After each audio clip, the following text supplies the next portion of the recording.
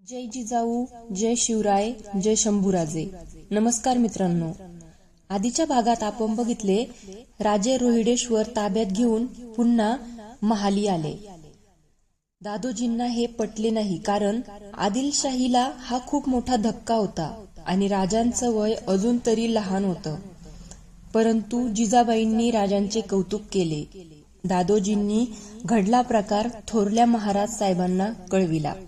आता बघूयात पुढे. राजांनी रोहिडेश्वराचे बांधकाम जारीने सुरू केले. तटबंदी भक्कम होत आली. पुण्याच्या वाड्यात दप्तरात स्वराज्याचे नवीन खाते उघडण्यात आले. 12 मावळातले मावळे येत. मावळ्यांच्या नावनिशिवार याद्या होत. 3000पर्यंत मावळे वाढले. पंत हे सारे पाहत होते. जसा त्यांचा विरोध नव्हता तसा त्यांचा पाठिंबाही नव्हता. जहागिरीच्या कामात लक्ष घालून ते सच्चित्त बसले होते. एके दिवशी पंत राजांना म्हणाले, राजे, हे तुमचे मावळे कशाच्या जोरावर लढणार आहेत?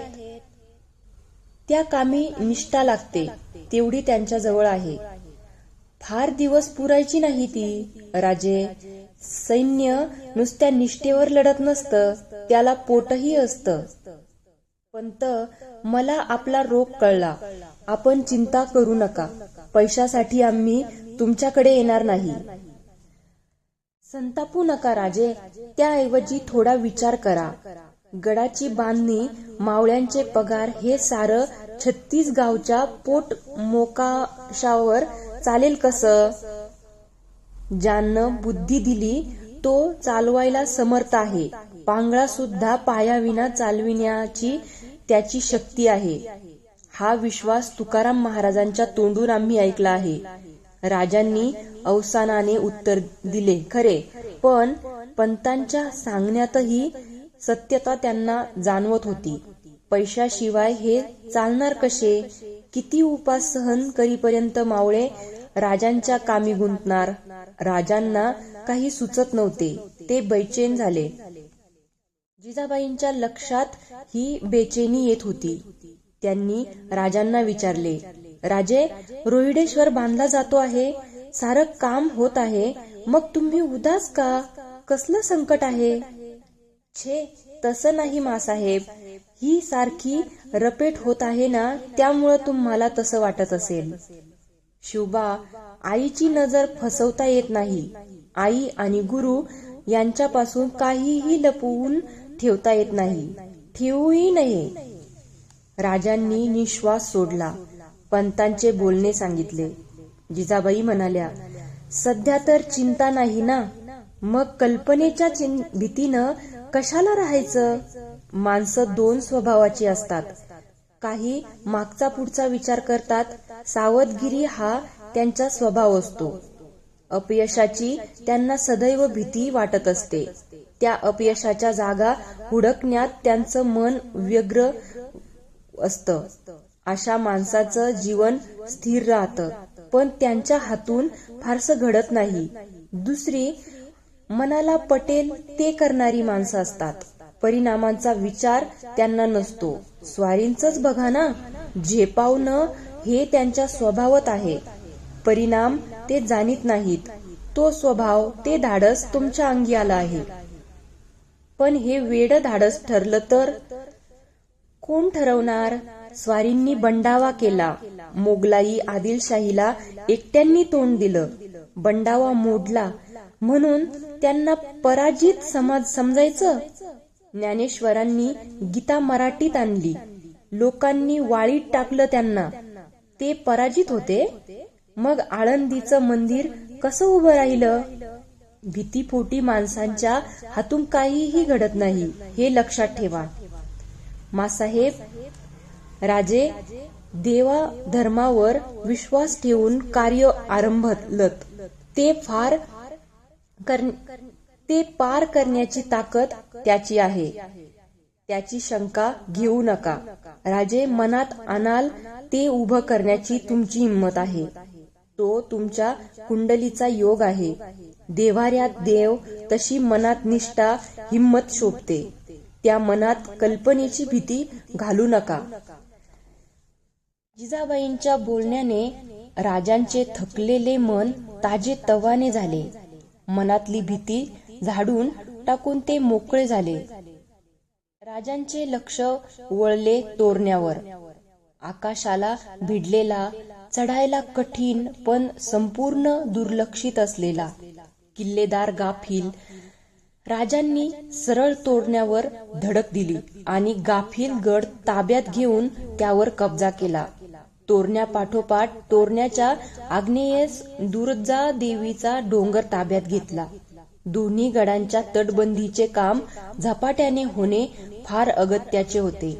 हिम्मत बांधून राजांनी गडाचे काम सुरू केले. घरचे गुपित गावाला पसरायला वेळ लागत नाही. मग सह्याद्रीच्या उघडपणे फडकणारी सह्याद्रीची द्वाही कशी दडून राहील? राजांच्या क्रोधाला बळी पडलेल्या बांदल देशमुखांसारख्या देशमुखांनी या बंडाव्याची आगळीक शिरवळला जाऊन सुभानमंगळ किल्ल्याच्या ठाणेदार अमीनला दिली. अमीनाने डोळे उघडले. त्याने तातडीने विजापूरला शिवाजीच्या बंडाव्याचे वृत्त कळविले. बाबाजी नरसप्रभू गुप्ते राजांना मिळाल्याबद्दलची तक्रार केली गेली. सरकारी चक्रे जशी फिरत होती तशी तोरणागडावर चुनाघाणीची चक्रे मंद गतीने राबत होती. तटाचे काम चालले होते. हाती लागलेल्या गडाच्या तुटपुंजा खजिन्यावर आणि धान्य साठ्यावर एवढे मोठे काम होणार कसे? खजिना झरझर संपत होता. राजे विचारात पडले होते. काही मार्ग सुचत नव्हता. पुण्यात ते संचित बसून होते. मासाहेबांना ते म्हणाले, मासाहेब, गडाचं काम थांबवावं लागणार. मासाहेब काही बोलल्या नाहीत. राजे म्हणाले, काय करावं सुचत नाही. जे होईल ते खरं, त्याला इलाज नाही. मासाहेब अस्वस्थ झाल्या. एवढ्या हौशेने मांडलेला डाव मध्येच बंद ठेवावा लागणार हे त्यांना पाहवत नव्हते. न राहून त्या म्हणाल्या, राजे, दागिने भांडी काढली तर? जर जमत असतं तर तेही करण्यात आम्ही कुचराई केली नसती. पण तोरण्यासारखा अव्वल गड बळकट करायला तेवढंच आर्थिक बळ हवं. देवी डोंगराच्या तर 3 माच्या बांधायला हव्यात. तरच त्याला शोभा बळकटी येईल. आणि उद्या काम बंद ठेवण्याची आज्ञा करू. जड पावलांनी राजे उठले आणि शयनगृहाकडे गेले. रात्रभर राजे तळमळत होते. पहाटेला त्यांना जागे करण्यात आले. तानाजी आल्याची वर्दी आली. एवढ्या भल्या पहाटे तानाजी? राजे तसेच बाहेर गेले. तानाजीच्या चेहऱ्यावर रात्रीच्या प्रवासाचा थकवा मुळीच नव्हता. राजांनी अधीर होऊन विचारले, तानाजी, तातडीनं बरं? तानाजी राजांच्या कानाजवळ कुजबुजला. राजांचा चेहरा क्षणात उजळून निघाला. ते म्हणाले, देवाची कृपा. थांब तानाजी, मासाहेबांना सांगून येतो आम्ही. त्या काळजीत असतील. मासाहेब उठल्या होत्या. एकनाथी भावार्थ रामायण वाचित होत्या. राजे महालाच्या दाराशी थांबले. आतले दृश्य पाहून ते मुग्ध झाले. मासाहेबांच्या उजव्या हाती समई तेवत होती. समईची काजळी हळुवार हातांनी सईबाई झाडीत होत्या. जिजाबाईंची नजर हाती धरलेल्या पोथीच्या पानावरून फिरत होती. शब्द उमटत होते. अवताराचे सामर्थ्यपण, प्रपंच परमार्थी सावधान, उभयता दिसो नेदी न्यून, ते चिन्ह अवधारी. तोडी नवग्रहाची बेडी, सोडवी देवांची बांधवडी, उभवी रामराज्याची गुढी, आज्ञा धडफुडी तिन्ही लोकी. सांडी समाधीची भ्रांती, धनुष्यबाण घेऊन हाती, रामनामाची ख्याती, त्रिजगती उद्धरी. अध्याय संपला. जिजाबाईंनी पोथी मस्तकी लावली आणि त्या सईबाईंना म्हणाल्या, कशाला एवढ्या भल्या पहाटे उठतेस? राजांनी हाक मारली. मासाहेब. कोण? शिवबा? म्हणत उठत असताना त्या म्हणत होत्या, शिवबा, रात्रभर झोप आली नाही बघ. राजांच्या हसतमुख चेहऱ्यावर त्यांची नजर खिळली. आश्चर्यानं त्या म्हणाल्या, नेहमी कसला हसत असतोस? मनात काय आहे ते काही कळत नाही. राजे जिजाबाईंच्या जवळ गेले. सईबाईंच्याकडे पाहत म्हणाले, तोंडात तीळ भिजेल का? सईबाई म्हणाल्या, नाही भिजायचा, मी जाते. आणि एवढे बोलून त्या निघून गेल्या. मासाहेब म्हणाल्या, उगीच चिडवतोस तिला? ते जाऊ द्या मासाहेब, आनंदाची बातमी आहे. काय? आता मांडलेला पसारा आवरल्याखेरीज काही करू नको. तो चुटकी सरशी आवरला जाईल. ते कसं? मासाहेब, तुम्ही म्हणालात तेच खरं. मनात हिम्मत असली तर देव्हाऱ्यात देव प्रकटायला वेळ लागत नाही.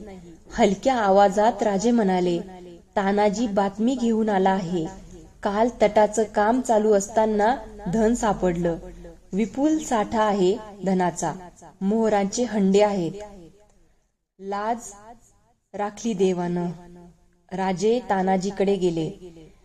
तानाजीला सांगताच तानाजी म्हणाला, नको राजे, जोखमीचं काम, तुम्ही चला. तसं काही नाही, तुमच्या मनात असतं तर खजिन्याची वार्ता सांगायला कशाला आला असता तुम्ही? शिबंदी घे आणि खजिना घेऊन इकडे ये. माझी तिथं काही गरज नाही. राजे स्नान करून महालात आले, पण सईबाई कुठेच दिसत नव्हत्या. तेवढ्यात मनोहारी दूध घेऊन आली. राजांनी विचारले, राणीसाहेब कुठे आहेत? मुतपाक खाण्यात. त्यांना पाठवून दे. राजे पलंगावर बसून होते. सईबाई आत आल्या. त्यांच्या डोळ्यांच्या कडा तांबूस दिसत होत्या. त्यांनी विचारले, काय? दिसला नाही म्हणून हाक मारली. सईबाई म्हणाल्या, जा, म्हणून घेण्यापेक्षा महाला बाहेरच राहिलेलं बरं. राग गेलेला दिसत नाही. म्हणत राजे उठले. राजे उठलेले पाहताच सईबाई पाठ फिरवून उभ्या राहिल्या. राजे आर्जवाने म्हणाले, ऐकावं तरी. उगीच काही सांगू नका. तीळ भिजत नाही तोंडात. आता जे काही सांगणार आहोत ते चार चौघात सांगायला मुळीच हरकत नाही. आम्ही घेतलेले किल्ले, तोरणा, दुर्जादेवी आणि खुद्द रोहिडेश्वर आम्ही सोडणार आहोत. आदिलशाही पुढं आम्ही शरणागत जाणार आहोत. काय? म्हणत सईबाई वळल्या. चेहरा भीतीने व्यग्र झालेला, डोळे भरलेले. उजवा हात हलवीत त्या थरथरत्या ओठांनी नाही नाही म्हणत होत्या, पण शब्द फुटत नव्हते. राजांना बोलल्याचा पश्चाताप झाला. त्यांनी झटकन सईबाईंना जवळ घेतले. त्यांचा चेहरा हातात घेत ते म्हणाले, खुळी, थट्टा केलेलीही कळत नाही. आम्ही कधी शरणागत जाऊ? राजांनी सईबाईंचे डोळे पुसले. खाली पाहत सईबाईंनी नाक ओढले आणि त्या एकदम हसल्या. सई, इकडे बघ. सईबाईंनी नजर वर केली. राजांच्या गालावर कोवळी दाढी शोभत होती. पातळ ओठांवर तेच हास्य विलसत होते. नजरेला नजर देत राजे म्हणाले, तोरण्यावर खजिना सापडला सई. मोहरांचे हंडे सापडले. सई, गडाचं काम आता बघता बघता पूर्ण होऊन जाईल. खरं? हो. मग मी मासाहेबांच्या जवळ राहिले असते तर काय बिघडलं असतं? असली बातमी का मासाहेबांच्या समोर सांगायची? कालच आम्ही तुझी जासूद म्हणून नेमणूक करून दिली. असला अधीरेपणा जासूदाला काय कामाचा? राजांच्या विस्फारित नेत्राकडे पाहताच सईबाई मोठ्याने हसल्या. राजांनी त्यांना एकदम जवळ घेतले.